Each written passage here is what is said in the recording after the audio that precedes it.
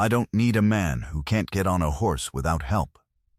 It was June of 1957, and the words came from a man named Dale Pruitt, who ran the Pruitt River Ranch outside Elko, Nevada, and he said them loudly enough that the three hands near the water trough heard every word without being asked to.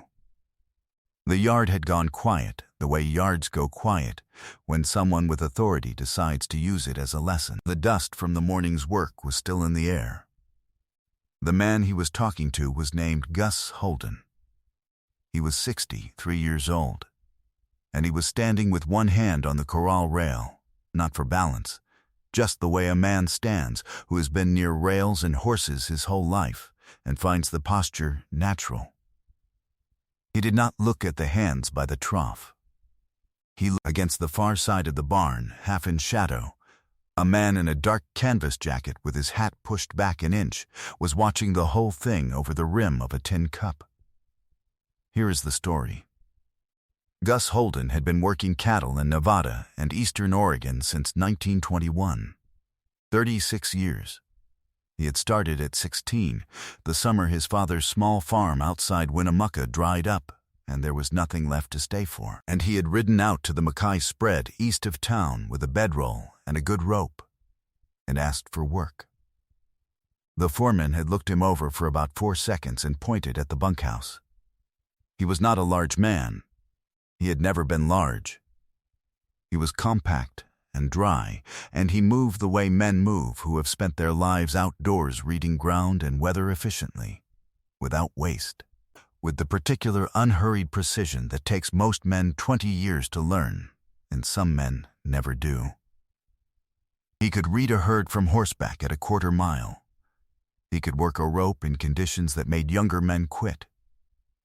He had been thrown by horses 11 times in 36 years and had remounted every one of them before the day was out, which he did not consider remarkable. He had a left hip that had been giving him trouble since a fall in the winter of 1953.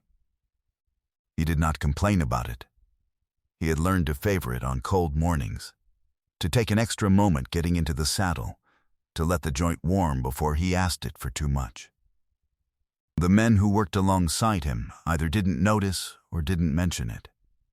He did the work. The work was what mattered. He had come to the Pruitt River Ranch the previous October 8 months. Pruitt had hired him for the fall roundup and kept him on through the winter, because Gus knew cattle the way some men know machinery, from the inside out, and good cattle sense was hard to find at any age. The pay was $42 a month. Gus had a bunk in the far corner of the bunkhouse, and a peg for his gear and a coffee can on the windowsill where he kept his spare money and 3 photographs. The photographs were of a woman named Iris who had died in 1948 of a fever that should not have been fatal and was. They had been married 11 years. They had no after she died, he had gone back to the work the way a man goes back to the only thing that is still where he left it. 2 of the other hands at the Pruitt spread were men in their 30s. One was a young man named Price, 24, who was fast and fearless on a horse, and who had learned in 8 months to watch the way Gus positioned himself on the range before he made a decision about which way to push the herd. Price had not told Gus this. He just watched and adjusted. The morning had started without incident. There was a cutting job to be done on the south pasture, and Pruitt had come out to the yard to watch the crew saddle up, which he did occasionally, and which the hands had learned meant he wanted to be seen watching. Gus had taken the extra moment at the mounting block. He always did on cold mornings, and June mornings in the high desert still carried a chill before 8.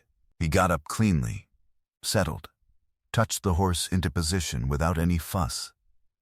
The whole thing took perhaps 4 seconds longer than Price beside him. That was when Pruitt said it. Gus does not answer. He sits the horse the way a man sits a horse when he has been doing it for 40 years and the horse is not the problem level. Quiet, hands easy on the reins. A man who needs a mounting block is a man I'm paying to slow me down. Pruitt looked at the other hands. "I've got a spread to run, not a retirement program." The three men by the water trough are looking at the ground, at the fence, at the middle distance between themselves and everything else. Price is very still in his saddle. Nobody speaks. Gus steps down from the horse. He does it slowly and with care, because his hip is what it is and there is no point pretending otherwise. He holds the reins. He has not said one word. 36 years. The Mackay spread in 1921, bedroll and a good rope. 11 horses were mounted before sundown. Iris in 1948. 8 months at the Pruitt River Ranch, the fall roundup. The winter, the south pasture this morning. He stands in the yard with the reins in his hand and looks at Dale Pruitt, and his face does not change. If you have ever watched someone be stripped of their dignity in front of people who knew better, drop your state in the comments. I want to see how far this one reaches. The man by the barn had not moved since Pruitt started talking. He was watching Gus's hands, not his face, not Pruitt. The hands, the way they held the reins, not tight, not loose. The way a man holds something he knows how to hold. He drank the last of the coffee, set the tin cup on a fence post.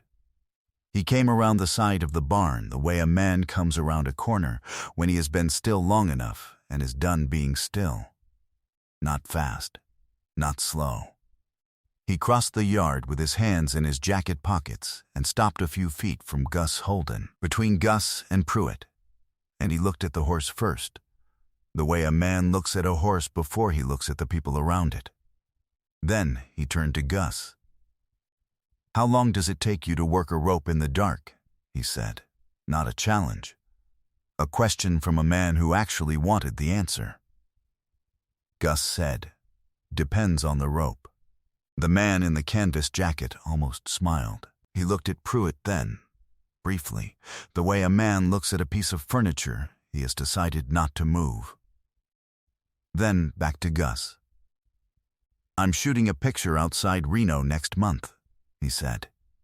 "Ranch sequence. I need a wrangler who won't have to be told things twice and won't fall apart when the equipment breaks down." He looked at the hip for a moment, with the assessment of a man who has spent his life watching other men work.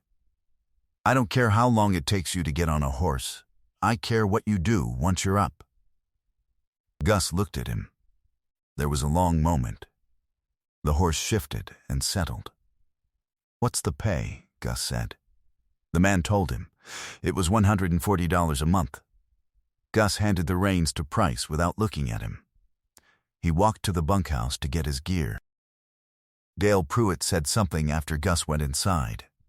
He said it to the man in the canvas jacket, and it had to do with the quality of the wrangler he had just poached and the disruption to his operation.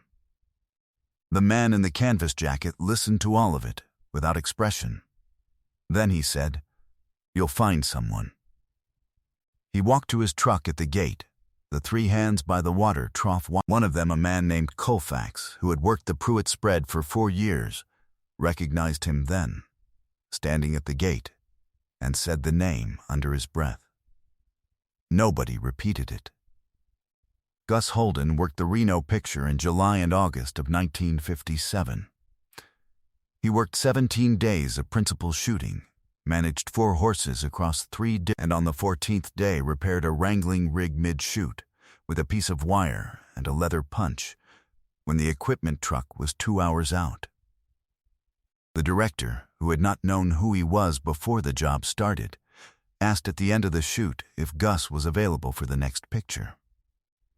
He worked 6 more productions over the following 4 years.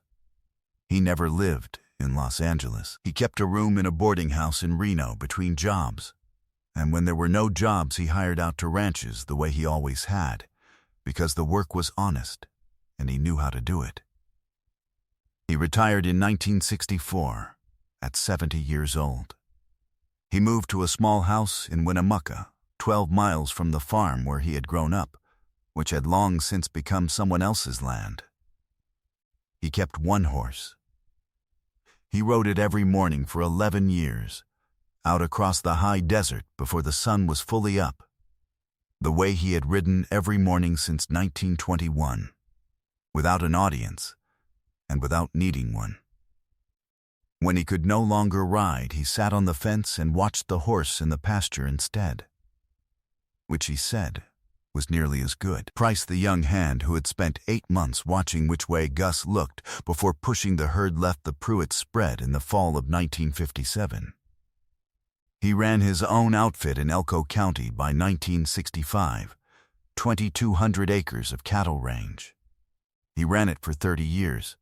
He had 3 sons, and all 3 of them grew up in the saddle, and the oldest one still runs. In 1971, Price hired a ranch hand who was 57 years old and walked with a limp from a rodeo injury that had never healed clean. The hand's name was Sam Drury. 2 of the other men on the spread made remarks about it once, within earshot of Price. Price looked at them for a moment. He said, "I care what a man does once he's up." He did not explain where the words came from. Sam Drury worked that ranch for 9 years.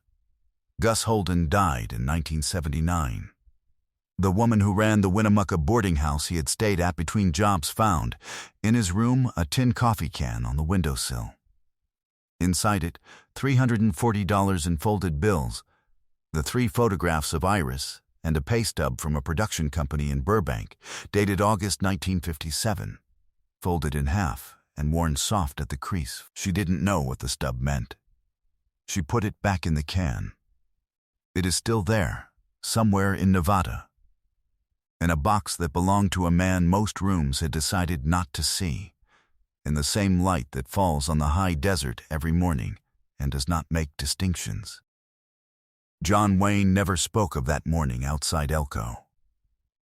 Not to the director of the Reno picture, not to his own wrangling crew, not in any interview anyone recorded, not in any letter that turned up. The production company had a wrangler who showed up on time, knew his work, and never needed to be told things twice. That was all anyone on that set needed to know. He had stopped at the Pruitt spread to ask about grazing access to a section of range he needed for the shoot. That was the reason he was there. He got his answer before he finished the coffee. There is a kind of man who hears someone being counted out and starts counting differently, who looks at a hip that needs a moment and sees 36 years of mornings that started before the crew, who asks about the rope in the dark because he wants the actual answer, and because the answer tells him everything the yard was trying to tell him it didn't. Not a performance. Just one man seeing another man clearly at the moment it mattered most. If this story reached you, share it with someone who needs to hear it. Subscribe if you haven't yet. There are more stories like this one, and every one of them deserves to be told. And unfortunately, they don't make men like John Wayne anymore.